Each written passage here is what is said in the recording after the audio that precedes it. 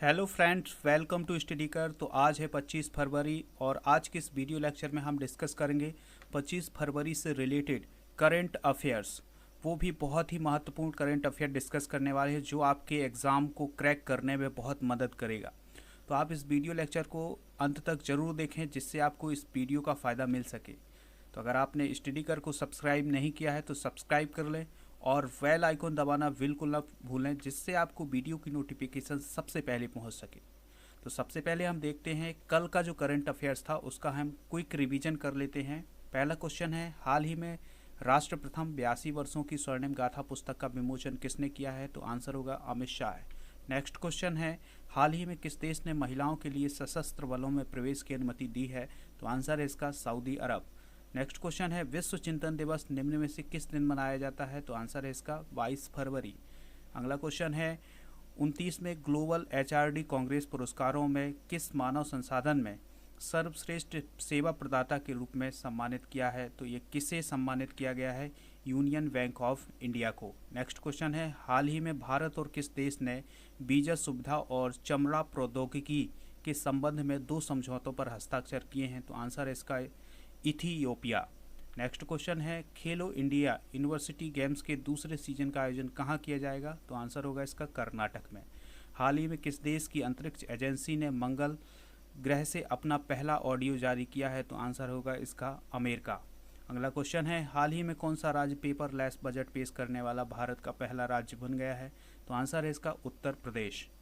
अगला क्वेश्चन है, हाल ही में भारतीय नौसेना ने किस देश की नौसेना के साथ पैसेज एक्सरसाइज का संचालन किया है? तो आंसर होगा इसका इंडोनेशिया। अब बात करते हैं हम 25 फरवरी से रिलेटेड करंट अफेयर्स की। तो पहला क्वेश्चन है, मध्य प्रदेश के होशंगाबाद शहर का नाम बदलकर क्या रखने की घोषणा की गई है? तो आंसर होगा इसका नर्मदापुरम। अब जान लेते हैं इसका डिटेल क्या है। तो मध्य प्रदेश के मुख्यमंत्री कौन हैं? शिवराज सिंह चौहान जी। और उन्होंने यह घोषणा की है कि मध्य प्रदेश का जो होशंगाबाद शहर है उसका नाम अब बदल दिया जाएगा और क्या कर दिया जाएगा? नर्मदापुरम। होशंगाबाद शहर का नाम जो है होशंग शाह के नाम पर रखा गया था जो मालवा का पहला शासक था। ये आप नोट डाउन करेंगे, मालवा का पहला शासक कौन था? होशंग शाह है। ठीक है, इसी होशंग शाह के नाम पर ही होशंगाबाद का नाम रखा गया था। होशंगाबाद नर्मदा नदी के किनारे बसा हुआ है और यहाँ पर बहुत ही सुंदर घाट हैं जिनमें से प्रसिद्ध घाट है सेठानी घाट। होशंगाबाद का नाम अब नर्मदा नदी के नाम पर नर्मदापुरम रखा जाएगा। नर्मदा नदी जो है मध्य प्रदेश की जीवन रेखा कही जाती है। बात करें नर्मदा नदी की कुल लंबाई की तो वो है 1312 किलोमीटर। यह खंबात की खाड़ी के माध्यम से अरब सागर में गिर जाती है। तो ये थी इसकी बहुत ही इंपॉर्टेंट जानकारी। अब हम जान लेते हैं मध्य प्रदेश के नक्शे में होशंगाबाद की लोकेशन। तो ये है होशंगाबाद ज़िला। इसके पड़ोसी ज़िलों की बात करें तो छिंदवाड़ा इसका पड़ोसी ज़िला है, बैतूल, हरदा और सीहोर, रायसेन, ये इसके क्या हो जाएंगे? पड़ोसी ज़िले हो जाएंगे। तो ये थी जानकारी। नेक्स्ट क्वेश्चन है, हाल ही में मोटेरा स्टेडियम का नाम बदल करके क्या कर दिया गया है? तो आंसर होगा इसका नरेंद्र मोदी स्टेडियम। बहुत ही इंपॉर्टेंट क्वेश्चन है। अब ये हर क्वेश्चन में पूछा जाएगा तो इसमें आप स्टार ज़रूर लगा लें। ये वाला जो क्वेश्चन है लगभग हर एग्ज़ाम में पूछा जाएगा तो इसमें आप स्टार ज़रूर लगा लें क्योंकि ये बहुत ही इंपॉर्टेंट क्वेश्चन होगा आपके एग्ज़ाम के लिए। तो इसकी डिटेल देख लेते हैं। भारत के राष्ट्रपति कौन है? रामनाथ कोविंद जी। तो उन्होंने 24 फरवरी 2021 को गुजरात के मोटेरा स्टेडियम का उद्घाटन किया है और जो मोटेरा स्टेडियम है वो दुनिया का सबसे बड़ा स्टेडियम बन गया है। बात करते हैं मोटेरा स्टेडियम की तो अब इसका नाम होगा नरेंद्र मोदी स्टेडियम। यह स्टेडियम मेलबर्न क्रिकेट ग्राउंड को पछाड़कर दुनिया का सबसे बड़ा स्टेडियम बन गया है। मतलब मोटेरा स्टेडियम के पहले सबसे बड़ा जो क्रिकेट ग्राउंड था वो था कौन? Melbourne cricket ground. अब लेकिन कौन सा क्रिकेट ग्राउंड सबसे बड़ा हो गया है? वो हो गया है नरेंद्र मोदी स्टेडियम।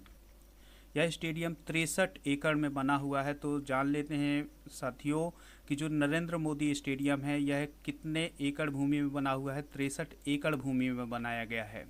बात करते हैं मेलबर्न स्टेडियम की तो यहाँ की जो क्षमता है वो है 90,000 लोगों की बैठने की क्षमता है।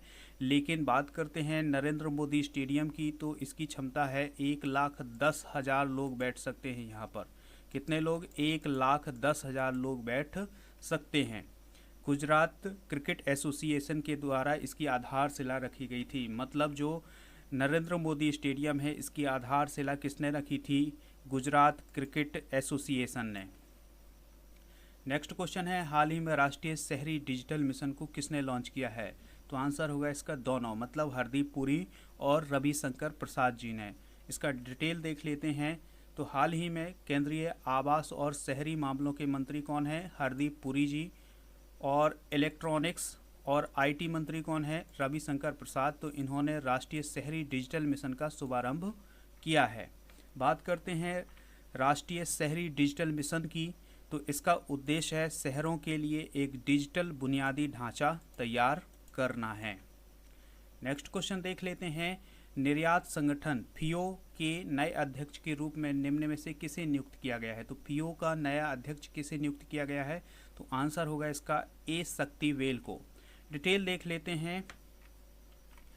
अगर हम बात करें फियो की, तो इसका जो फुल फॉर्म होता है वो होता है Federation of Indian Export Organisation. ठीक है, इसका जो फॉर्मेशन हुआ था वो हुआ था 1965 में। इसका हेड क्वार्टर कहाँ है? न्यू दिल्ली में। ठीक है, निर्यातकों का संगठन है, मतलब निर्यात को कंट्रोल कौन सी संस्था करती है? फियो करती है। ठीक है, भारत में जो निर्यात है उसको कौन कंट्रोल करता है? फियो करता है। तो ये आप नोट डाउन कर लेंगे इसको। निर्यातकों के संगठन Federation of India Export Organisation ने कहा है कि ए शक्तिवेल अब नए अध्यक्ष होंगे फियो के। ठीक है, शक्तिवेल अभी वर्तमान में क्या है? तो कपड़ा निर्यात संवर्धन परिषद के चेयरमैन हैं। ठीक है, अगर बात करें शक्तिवेल की, तो किसके चेयरमैन है वो वर्तमान में? कपड़ा निर्यात संवर्धन परिषद के। वे मुंबई स्थित व्यवसायी एस के सराफ की जगह लेंगे। तो वर्तमान में फियो के अध्यक्ष कौन है? अभी कौन है? एस के सराफ। अब उनकी जगह कौन आ जाएंगे? ए शक्तिवेल आ जाएंगे। शक्तिवेल ऐसे समय में फियो का प्रभार संभाल रहे हैं जब देश का निर्यात कोविड-19 के असर से धीरे धीरे उबर रहा है। बात करें फियो की, तो फियो प्रत्यक्ष और अप्रत्यक्ष रूप से जुड़े देश के माल और सेवा क्षेत्र के लगभग 2 लाख निर्यातकों के हितों के लिए कार्य करता है। नेक्स्ट क्वेश्चन है, केंद्रीय उत्पाद शुल्क दिवस निम्न में से किस दिन मनाया जाता है? तो आंसर होगा इसका 24 फरवरी के दिन। देख लेते हैं इसका डिटेल। तो हर साल केंद्रीय अप्रत्यक्ष कर एवं सीमा शुल्क बोर्ड के द्वारा केंद्रीय उत्पाद शुल्क दिवस 24 फरवरी को मनाया जाता है। केंद्रीय उत्पाद शुल्क दिवस को मनाए जाने का मुख्य कारण है आम लोगों को, मतलब आम जनता जो है उसको उत्पाद शुल्क और सेवा शुल्क की अहमियत को समझाया जा सके। ठीक है, 24 फरवरी 1944 को एक बहुत ही महत्वपूर्ण घटना हुई थी। क्या हुआ था कि इस दिन केंद्रीय उत्पाद शुल्क और नमक अधिनियम लागू किया गया था। ठीक है, 1944 में जब अंग्रेजों की सरकार थी तब केंद्रीय उत्पाद शुल्क और नमक अधिनियम लागू किया गया था। तो इस दिन को याद करने के लिए भी हम 24 फरवरी को कौन सा दिवस मनाते हैं? केंद्रीय उत्पाद शुल्क दिवस। बात करते हैं केंद्रीय उत्पाद एवं सीमा शुल्क बोर्ड की, जिसे हम बोलते हैं CBEC। भारत सरकार के वित्त मंत्रालय के अधीन कार्य करता है और ये राजस्व विभाग के अंतर्गत आता है। नेक्स्ट क्वेश्चन है, हाल ही में किस देश ने गिद्ध के लिए विषैली दवाओं पर प्रतिबंध लगा दिया है? तो यह देश है कौन? बांग्लादेश। डिटेल देख लेते हैं। हाल ही में बांग्लादेश ने दर्द निवारक एक दवा है जिसका नाम है कीटोप्रोफेन। क्या नाम है? कीटोप्रोफेन। उस पर प्रतिबंध लगा दिया है और कीटोप्रोफेन दवा पर प्रतिबंध लगाने वाला बांग्लादेश दुनिया का पहला देश बन गया है। ठीक है, कीटोप्रोफेन की बात करें तो इसका उपयोग मवेशियों के इलाज के लिए किया जाता था, लेकिन यह गिद्धों के लिए विषैली होती है। यह जो दर्द निवारक दवा होती है यह गिद्धों के लिए विषैली हो जाती है और जैसे ही यह शरीर में प्रवेश करती है तो धीरे धीरे जो उसका प्रभाव है वो गिद्धों पर पड़ता है और अंत में गिद्ध की मृत्यु हो जाती है। तो बात करते हैं बांग्लादेश ने यह कदम क्यों उठाया है। तो बांग्लादेश ने इस दवा पर प्रतिबंध लगाने का कदम इसलिए उठाया है क्योंकि विश्व में गिद्धों की आबादी जो है वो लगातार घट रही है, उस पर गंभीर संकट हैं। तो बांग्लादेश ने ऐसा करके गिद्धों की आबादी को बचाने का प्रयास किया है। बात करते हैं बांग्लादेश की, तो बांग्लादेश की राजधानी ढाका है और वर्तमान में यहाँ के प्रधानमंत्री कौन है? शेख हसीना है और राष्ट्रपति कौन है? अब्दुल हामिद हैं। नेक्स्ट क्वेश्चन है, किस राज्य में फूल प्रसंस्करण केंद्र स्थापित किए जाने की घोषणा की गई है? तो इसका आंसर होगा कर्नाटक। कर्नाटक में फूल प्रसंस्करण केंद्र स्थापित किया जाएगा। इसका डिटेल जान लेते हैं। कर्नाटक के बागवानी विभाग और इंटरनेशनल फ्लावर ऑक्शन बेंगलोर के सहयोग से एक फूल प्रसंस्करण केंद्र स्थापित किया जाएगा। ठीक है, कहाँ स्थापित किया जाएगा? कर्नाटक में स्थापित किया जाएगा। इसमें क्या होगा कि इस फूल प्रसंस्करण केंद्र में बिना बिके हुए फूलों से उपयोगी उत्पाद बनाए जाएंगे। मतलब जो फूल बिक नहीं पा रहे हैं उनसे कुछ उपयोगी उत्पाद बनाने का काम किया जाएगा। इस प्रसंस्करण केंद्र में फूलों को पुष्पकला, प्राकृतिक रंगों, अगरबत्ती, कॉस्मेटिक उपयोग के लिए उपयोगी बनाया जाएगा। मतलब जो बिना बिके हुए फूल हैं उनसे पुष्पकला से रिलेटेड चीज़ें बनाई जाएंगी, प्राकृतिक रंग बनाए जाएंगे, अगरबत्ती बनाने का काम भी किया जा सकता है, और जो कॉस्मेटिक दवाएं हैं उनको भी बनाने का काम किया जाएगा। ठीक है, बात करें कर्नाटक की, तो कर्नाटक राज्य का राजकीय पुष्प क्या है? कमल है और कर्नाटक फूलों की खेती में अग्रणी राज्य है। यह भारत के कुल फूलों के उत्पादन का 75% उत्पादन करता है। ये बहुत ही बड़ा प्रतिशत है, तो इसको आप नोट डाउन कर लेंगे। बात करें कर्नाटक में एक चीज़ और है, वो देखते हैं। भारत का पहला और एकमात्र फूल नीलामी केंद्र कहाँ पर है? कर्नाटक में। नेक्स्ट क्वेश्चन है, निम्न में से कौन सा देश भारत का शीर्ष व्यापारिक भागीदार बन गया है? तो आंसर होगा इसका चाइना। इसका डिटेल देख लेते हैं। वर्ष 2020 में चीन फिर से भारत का शीर्ष व्यापारिक भागीदार बन गया है। ऐसा क्यों हुआ है? इसका कारण यह है कि भारत अभी भी चीन से भारी मशीनों, दूर संचार उपकरण और घरेलू उपकरण का आयात करता है। ठीक है, मतलब जो भारत है वो अभी भी चाइना से कौन कौन सी चीज़ें मंगाता है? भारी मशीनें और दूर संचार के उपकरण और घरेलू उपकरण। इनका आयात कहाँ से करता है? चाइना से, जिसके कारण भारत सबसे ज़्यादा जो अपना व्यापार है वो किस देश के साथ कर रहा है? चाइना के साथ कर रहा है। तो वर्ष 2020 में दोनों देशों के बीच $7 बिलियन का व्यापार हुआ है। ये देख लीजिए, बहुत बड़ा अमाउंट है ये। कितने बिलियन डॉलर का? $7 बिलियन का 2020 में दोनों देशों के बीच व्यापार हुआ है। बात करते हैं चीन की, तो प्राचीन चीन में कुछ महान आविष्कार हुए हैं, उनको जान लेते हैं। देखिए, अगर पूछा जाए एग्जाम में कि कागज़ का आविष्कार कहाँ हुआ है, तो चीन में हुआ है। कंपास का आविष्कार कहाँ हुआ है? चीन में हुआ है। बारूद का आविष्कार कहाँ हुआ है? चीन में हुआ है। और मुद्रण यानी जो टकसाल होती है, जहाँ पर सिक्के बनाने का काम किया जाता है, नोट बनाने का काम किया जाता है, वो उसका भी आविष्कार कहाँ हुआ है? चीन में। तो ये आपका बहुत ही इंपॉर्टेंट क्वेश्चन हो जाएगा जीके से रिलेटेड। नेक्स्ट क्वेश्चन है, नागालैंड में केंद्र और राज्य सरकार ने शिक्षा की गुणवत्ता में सुधार हेतु विश्व बैंक के साथ कितने लाख डॉलर के समझौते पर हस्ताक्षर किए हैं? तो आंसर होगा इसका $6 करोड़ 80 लाख का समझौता हुआ है। किस किस के बीच? नागालैंड और राज्य सरकार, मतलब नागालैंड की जो राज्य सरकार है उसके, केंद्र सरकार और विश्व बैंक, ये 3 लोग हैं इसमें। अब जान लेते हैं इसका डिटेल।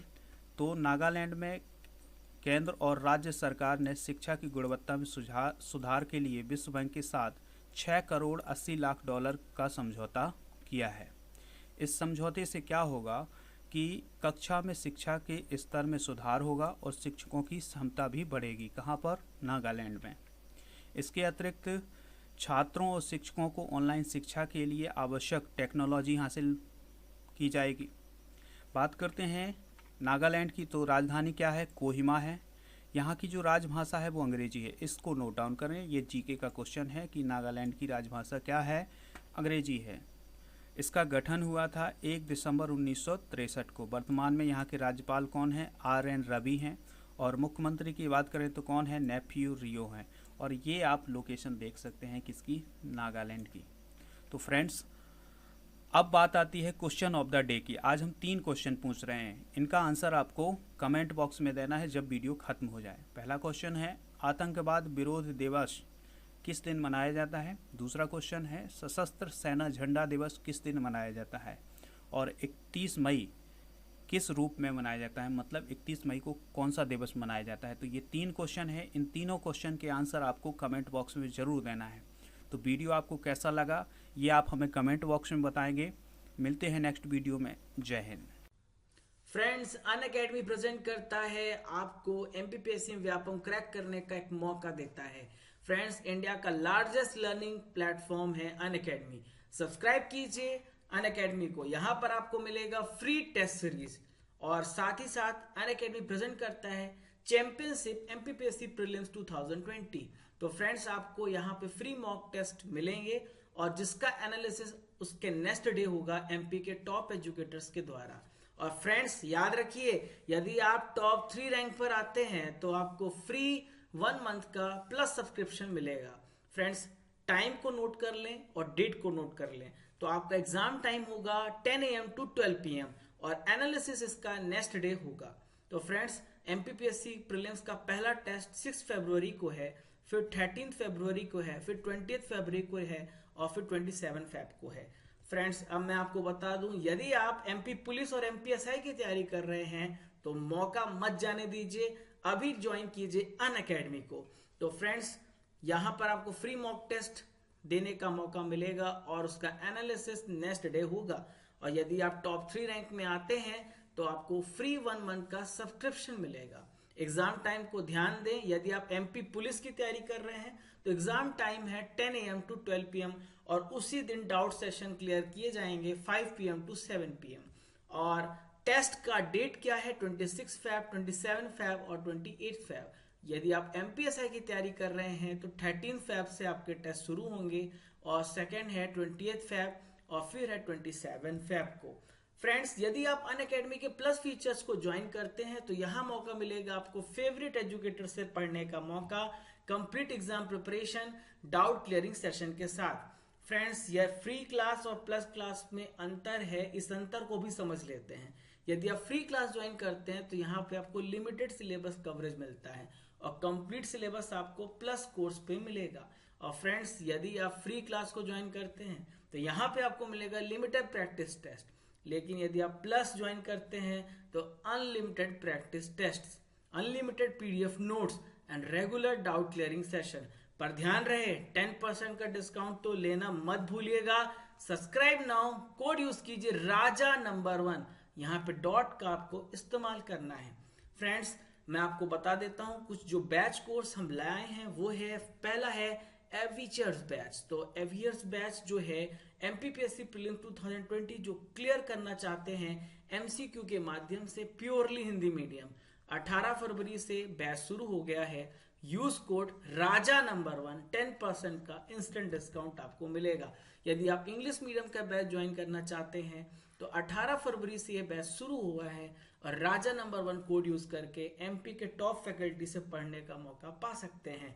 यदि आपका ड्रीम है एमपीपीएससी 2022 में क्लियर करने का तो आप ज्वाइन कीजिए फाउंडेशन बैच जो 10 मंथ्स का बैच होगा।